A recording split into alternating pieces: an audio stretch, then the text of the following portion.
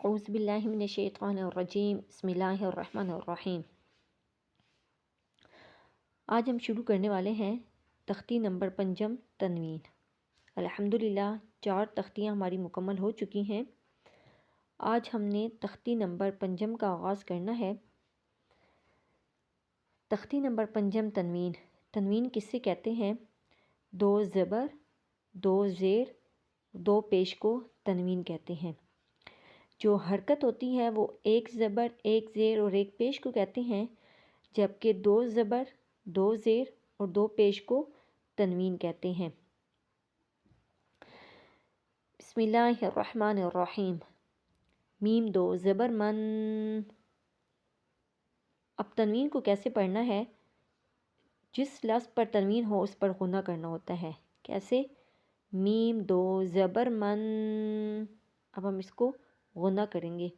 میم 2 زیر من، ایسے کر کے تھوڑا سا فوراً سے وقفہ نہیں دے دینا، تھوڑا سا لمبا کرنا ہے۔ کیسے؟ میم 2 زبر من، اب یہ غنہ ہوگا۔ میم 2 زیر من، من من۔ میم 2 پیش من، من من من۔ ایک چیز کو آپ نے یاد رکھنا ہے کہ غنہ ناک میں ہوتا ہے، یعنی اس کی آواز جو ہے وہ ناک میں جائے گی، کیونکہ ہم نے یہ سیکھا ہے پیچھے کہ کوئی کسی بھی حرف کی آواز وہ ناک میں نہیں جانی چاہیے۔ اب میم پڑھیں گے لیکن میم کو ناک میں نہیں جانے دیں گے، لیکن جب میم کے بعد جو غنہ آئے گا اس کو ناک میں پڑھیں گے۔ من من من۔ با 2 زبر بن، با 2 زیر بن، بن بن۔ با 2 پیش بن، بن بن بن۔ واو 2 زبر ون، واو 2 زیر ون، ون ون۔ واو 2 پیش ون، ون ون ون۔ فا 2 زبر فن، فا 2 زیر فن، فن فن۔ فا 2 پیش فن، فن فن فن۔ سا 2 زبر ثن، اب سا کو نرمی کے ساتھ پڑھنا ہے۔ سا 2 زیر سن، سن سن۔ سا 2 پیش سن، سن سن سن۔